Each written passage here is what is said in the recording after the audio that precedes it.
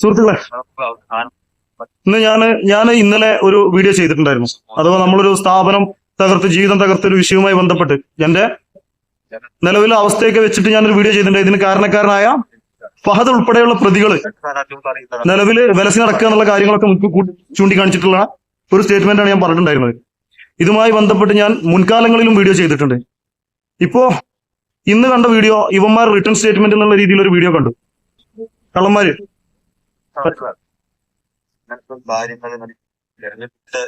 സമയത്ത് ഞാൻ പ്രത്യേക രാഷ്ട്രീയക്കാരനല്ല. ഞാൻ എന്റെ കുടുംബത്തിന് മുന്നിൽ ആളുകൾ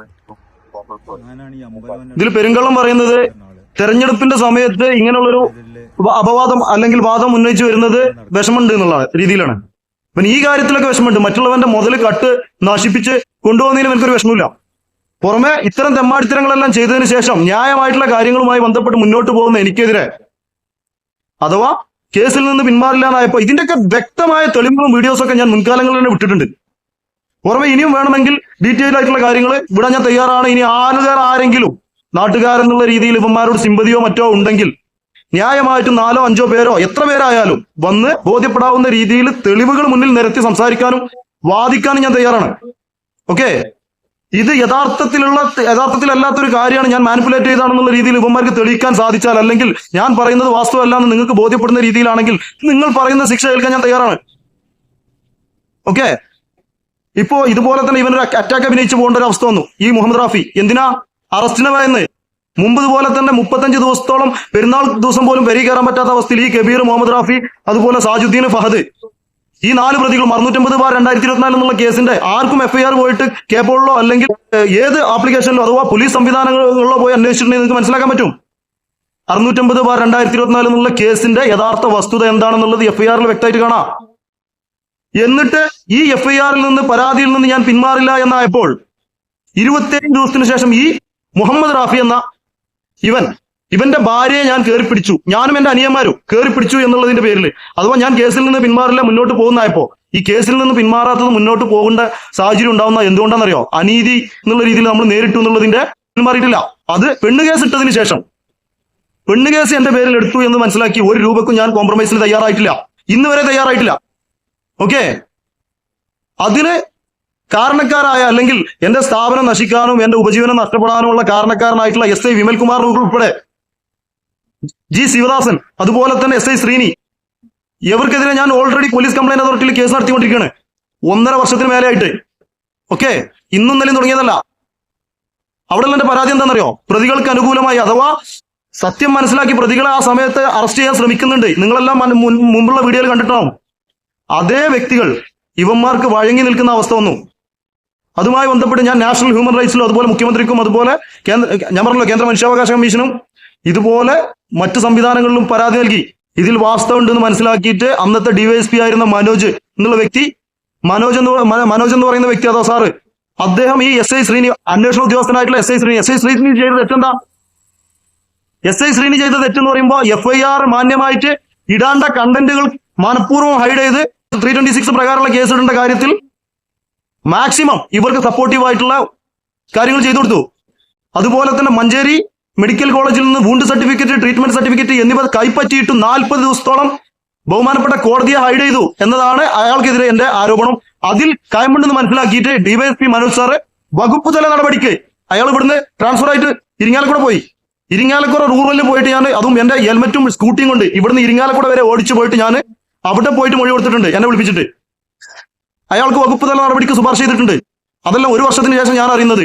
അഥവാ നിങ്ങൾ മനസ്സിലാക്കണം, ഇതിൽ വെറുതെ ഒരു കാര്യം കൊണ്ട് ഞാൻ ഇന്ന് ഇവനെ പോലുള്ള ഒരു എംബോക്കിന്റെ പിന്നെ ഇലക്ഷന് നാട്ടിൽ എത്രത്തോളം സ്ഥാനാർത്ഥികളുണ്ട്, ഇവനോട് എനിക്ക് എന്തിനാ വ്യക്തിപരമായിട്ട് വൈരാഗ്യം തോന്നേണ്ട ആവശ്യം? ഇവന്റെ വോയിസ് ഒക്കെ ഇതിൽ വിടുകയാണെങ്കിൽ കണ്ടന്റ് കൂടും, ഒരുപാട് സമയം പിടിക്കും. നിങ്ങൾക്ക് കേൾക്കാനോ കാണാനോ താല്പര്യം ഉണ്ടെങ്കിൽ മുൻകാലങ്ങളിൽ ഇവൻ ചെയ്ത തെമ്മാടിത്തരങ്ങളുടെയും മറ്റും വീഡിയോ വോയിസ് ഈ ഫാദർ ഉൾപ്പെടെയുള്ളവരെ ഞാൻ വീഡിയോ ആയിട്ട് ഇട്ടിട്ടുണ്ട്. എവിടെ യൂട്യൂബിൽ ഇട്ടിട്ടുണ്ട്, അപ്ലോഡ് ചെയ്തിട്ടുണ്ട്. നിങ്ങളതൊന്ന് കാണണം, അതൊന്ന് കണ്ടു നോക്കണം. അതിൽ നിങ്ങൾക്ക് വ്യക്തമായിട്ട് മനസ്സിലാക്കാം ഞാൻ പറയുന്നതാണോ സത്യം, ഇവന്മാർ ചെയ്തുകൊണ്ടിരുന്ന ചെറ്റത്തരങ്ങൾ ഇവന്മാർ ഇപ്പൊ മെഴുകിക്കൊണ്ടിരിക്കുന്നതാണോ സത്യം എന്നുള്ളത്. ഇവന്റെ ബെസ്റ്റ് അഭിനയമായിരുന്നു കേട്ടോ. ആര്? ഈ മുഹമ്മദ് റാഫി ബെസ്റ്റ് അഭിനയമായിരുന്നു. അറസ്റ്റിനെ ഭയന്ന് അറ്റാക്ക് അഭിനയിച്ചൊക്കെ പോയി കിടന്ന ഇമാതിരി നാറിയ പ്രവർത്തികൾ നിങ്ങൾക്ക് തന്നെ ഇവന്റെയൊക്കെ ക്രെഡിബിലിറ്റി നിങ്ങൾക്ക് തന്നെ അറിയാവില്ലേ? ഈ നാട്ടിലുള്ള എത്ര ആളുകളെ ഇവൻ പറ്റിച്ചിട്ടുണ്ട്? ഈ മുഹമ്മദ് റാഫി എത്ര പേരെ പറ്റിച്ചിട്ടുണ്ട്? ഒരു വ്യക്തി എന്റെ അടുത്ത് മുമ്പ് വന്ന് പറഞ്ഞിട്ടുണ്ട് ഇതുപോലെ തന്നെ, എന്നെ അതിക്രമം ചെയ്യുന്ന സമയത്ത് നിങ്ങൾ ഇതിൽ നിന്ന് പിന്മാറില്ലേ, നിയമപരമായിട്ട് മുന്നോട്ട് പോ, എനിക്കിതുപോലെ തന്നെ പൈസയുടെ കാര്യത്തിൽ അഥവാ 5 10 നിസ്സാര സെന്റിന്റെ സ്ഥലത്തിന്റെ പൈസ വാങ്ങിയിട്ട് ആ പൈസക്ക് മൂല്യമുള്ള മുതൽ കൊടുത്തില്ല, എന്നിട്ട് ആ പൈസയും തിരികെ കൊടുത്തില്ല, അങ്ങനെ പറ്റിച്ചിട്ടുണ്ട്. അവിടെ ഒരു അംസ എന്ന് പറയുന്ന വ്യക്തി അവിടെ ഇൻഡസ്ട്രി പ്രവർത്തനമായിട്ട് മുന്നോട്ട് വരുന്നു. ആദ്യം നിങ്ങൾക്കറിയാം, അയാൾ അറ്റാക്കായി ഹോസ്പിറ്റലിൽ കിടക്കുന്ന സാഹചര്യം നോക്കി, അഥവാ ഈ മുഹമ്മദ് റാഫിയുടെ പിതാവിനെ സ്വന്തം മകനെ പോലെ ശുശ്രൂഷിച്ചിരുന്ന വ്യക്തിനോട് ചെയ്തത് എന്താണെന്നറിയോ? അയാൾ ഹോസ്പിറ്റലിൽ കിടക്കുന്ന സാഹചര്യം മനസ്സിലാക്കിയിട്ട് ഇവന്റെ പേരിൽ ഇവന്റെ കുടുംബത്തിലൊരു വക്കീലുണ്ട്, അവനെയും കൂടെ കൂട്ടുപിടിച്ചിട്ട് വക്കീൽ നോട്ടീസ് അയക്കുക. എന്തിന്? വാടക തന്നിട്ടില്ല എന്നുള്ള അലിഗേഷൻ പറഞ്ഞ്. അതേ അലിഗേഷനാണ് എന്റെ അടുത്തെടുത്ത്. അതിനുശേഷം വാടക തന്നിട്ടില്ല എന്ന് പറയാൻ നമ്മൾ എത്ര പേര് വാടക ചീട്ട് വാങ്ങുന്നുണ്ട് കയ്യിലൊപ്പിട്ടിട്ട്? പരസ്പര വിശ്വാസത്തിന്റെ പേരിൽ മുന്നോട്ട് പോകല്ലേ? നമ്മുടെ പ്രശ്നം ഉണ്ടാവുന്നത് പറയുമ്പോൾ അനധികൃത നിർമ്മാണം മറച്ചു വെച്ച് വാടകയ്ക്ക് നൽകിയത് കാരണം ഇത്രത്തോളം തുക അവിടെ ചെലവാക്കി, ഇത്രത്തോളം മിഷനറീസ്. ഇനി എങ്ങനെയായാലും കിട്ടിയ മിഷനറീസിന്റെ വാല്യൂ നോക്കിയാൽ തന്നെ നിങ്ങൾക്ക് കണ്ടവർക്ക് മനസ്സിലാവാലോ. തഹസിൽദാരും SDM ഒക്കെ അവിടെ തഹസിൽദാർ ഫുൾ ടൈം ക്യാമ്പ് ചെയ്തിട്ടല്ലേ അന്ന് അത്രയും സാധനങ്ങൾ കൊണ്ടുപോയത്. അത്രയും സാധനങ്ങൾ കൊണ്ടുപോയത് നിങ്ങളെല്ലാം കണ്ടു കാണുമല്ലോ, നാട്ടുകാർ കുറച്ചെങ്കിലും പേര് കണ്ടു കാണുമല്ലോ, റോഡിൽ അത്രയും പോലീസ് ബോയ്സും കാര്യങ്ങളും നിന്നത്. അത് എന്തിനു വന്നു നിന്നു? അത് നിങ്ങൾ മനസ്സിലാക്കണ്ടേ? പോലീസ് ബോയ്സ് അത്രത്തോളം വന്നിട്ടുണ്ടെന്നുണ്ടെങ്കിൽ അതിലൊരു യാഥാസ്ഥിക കാര്യം ഉണ്ടാവും. 13 മാസം 395 ദിവസത്തോളം തടസ്സം നിന്ന വ്യക്തികളെ മാറ്റി നിർത്താനും അതുപോലെ തന്നെ അതിക്രമം ആവർത്തിക്കുന്നില്ല എന്ന് മനസ്സിലാക്കാനും മറ്റു കാര്യങ്ങൾക്കും വേണ്ടിയിട്ടാണ് ഇവന്മാരെ നിലക്ക് നിർത്താൻ വേണ്ടിയിട്ടാണ് പോലീസ് അവിടെ വന്നത്. 100 ജില്ല പോലീസുകാർ വന്നതിന് ശേഷം പിന്നീട് അവന്മാരവിടെ അനങ്ങിയിട്ടില്ല. അതിന്റെ ആവശ്യം ഇവിടെ വന്നു. അത്രത്തോളം ഗുണ്ടായിസമവും കാണിച്ചു. ഇപ്പം ഗുണ്ടായിസൊന്നും കാണിച്ചിട്ടില്ല എന്നാ ഈ നാറി ഇവിടെ പറയുന്നത്. അങ്ങനെ കാണിച്ചിട്ടില്ലെങ്കിൽ അത്രത്തോളം പോലീസ് ബോയ്സിന്റെ ആവശ്യം എന്താ? നിങ്ങൾ ചിന്തിക്കേ. എന്നിട്ട് ഇത്തരം തെമ്മാടിത്തരൊക്കെ ചെയ്തതിന് ശേഷം വന്ന് കിടന്ന് മെഴുകിക്കൊണ്ടിരിക്കുക. ഇതൊക്കെ ചുമ്മാ എനിക്ക് വെറുതെ പിന്നെ വായിൽ കയറി പറയാൻ പറ്റുമോ? തെളിവും കാര്യങ്ങളും ഇല്ലാത്തൊരു കാര്യം ഒരു വ്യക്തിക്കെതിരെ ആരോപിക്കാൻ പറ്റുമോ? അതൊന്ന് ചിന്തിച്ചു നോക്കിയേ. എനിക്കെന്താ വേറെ എന്തെങ്കിലും മെന്റലി ഡിസോർഡർ ആണെന്നുണ്ടെങ്കിൽ സ്വാഭാവികമായിട്ടും പോലീസ് കംപ്ലൈന്റ് അതോറിറ്റിയിലും മറ്റുള്ള കേസൊക്കെ ഞാൻ ഈ ഒരു കേസ് അല്ലാതെ വേറൊരു കേസിലും പാർട്ടിസിപ്പേറ്റ് ആയിട്ടുള്ള മനുഷ്യനല്ല. ഈ ഒരു കേസിൽ തന്നെ പരാതിക്കാരനായിട്ടാണ് ഞാൻ പോയിക്കൊണ്ടിരിക്കുന്നത്. എനിക്കെതിരെ പെണ്ണ് കേസിട്ട മുഹമ്മദ് റാഫി, ആരോപിച്ച മുഹമ്മദ് റാഫി ഇവന്റെ ഭാര്യനെ പീഡിപ്പിച്ചു എന്നുള്ള രീതിയിൽ മുഹമ്മദ് റാഫി പറഞ്ഞ കേസിൽ അവൻ തന്നെ സ്വാഭാവികമായിട്ട് പോലീസ് അതിൽ കൊടുത്ത റിപ്പോർട്ട് നിങ്ങൾക്ക് വായിക്കാം. അത് ഞാൻ കാണിച്ചു തരാം. പോലീസ് കൊടുത്ത റിപ്പോർട്ട് കോടതിയിൽ, മജിസ്ട്രേറ്റ് കോടതിയിൽ കൊടുത്ത എന്താണെന്നറിയോ? 650/2024 എന്നുള്ള രീതിയിലുള്ള FIRന്റെ കൗണ്ടർ കേസായിട്ട് വന്നിട്ടുള്ളതാണെന്നാണ് ആരോപണം.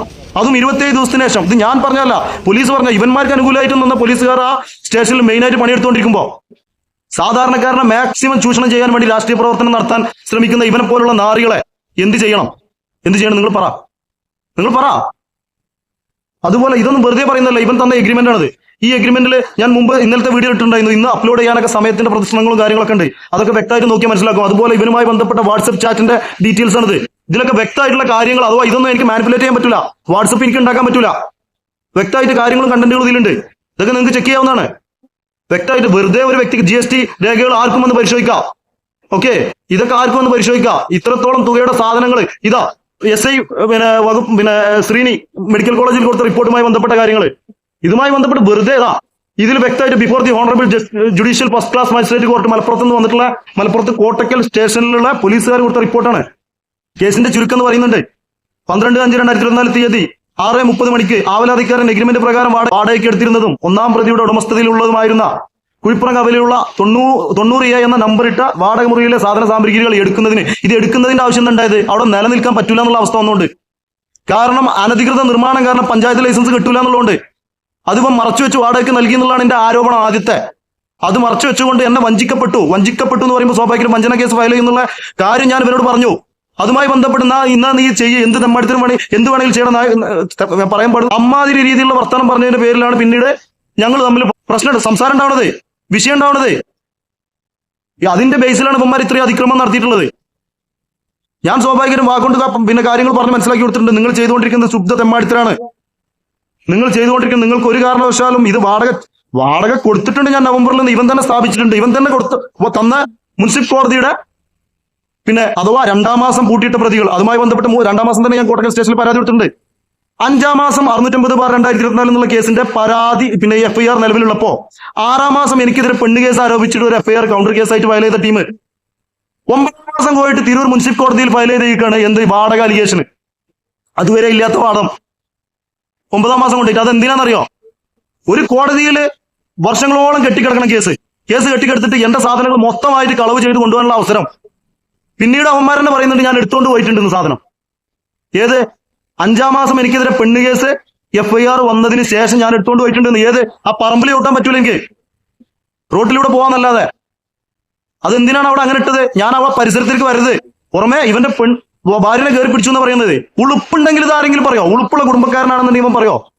നട്ടലിന് ബലം ഉണ്ടെങ്കിൽ ഇവനെ പറയാൻ പാടില്ല. സ്വന്തം ഭാര്യനെ കയറി പിടിച്ചു എന്ന് പറഞ്ഞ് ആ വക തെമ്മാടിത്തരങ്ങൾക്ക് കൂട്ടുനിന്ന ഇവനൊക്കെയാണോ ക്രെഡിബിലിറ്റി ഉള്ള രാഷ്ട്രീയ നേതാവ്? ആണോ? ഇതുമായി ബന്ധപ്പെട്ട ആദ്യം അഥവാ ഇത്രത്തോളം പ്രയാസം ഉണ്ടായതിനു ശേഷം ആദ്യം ഒരു രാഷ്ട്രീയ സ്ഥാപനത്തിന്റെ പടിവാതിൽ ഞാൻ കയറുന്നത് CPM-ന്റെ ജില്ലാ കമ്മിറ്റി ഓഫീസിലാണ്. ആദ്യം ഞാൻ പോകുന്നത്. എനിക്ക് വേണമെന്നുണ്ടെങ്കിൽ വേറെ എത്രത്തോളം പാർട്ടികൾ നമ്മുടെ നാട്ടിലുണ്ട്, ഇവിടെയൊക്കെ പോകാമായിരുന്നല്ലോ. ഇവിടെ ഒന്നും പോവാതെ ഞാൻ എന്തുകൊണ്ട് അവിടെ പോയി? ഞാനൊരു ഇടതുപക്ഷ അനുഭാവിയായിരുന്നു. സ്വാഭാവികമായിട്ടും ഇവിടെ നിന്ന് ഇത്രത്തോളം ഗ്രാവിറ്റി ഇല്ലാത്ത ഇത്രത്തോളം ഫോർജർ ആയിട്ടുള്ള കാര്യങ്ങളിൽ നിങ്ങൾ കൂട്ടു നിൽക്കരുത്.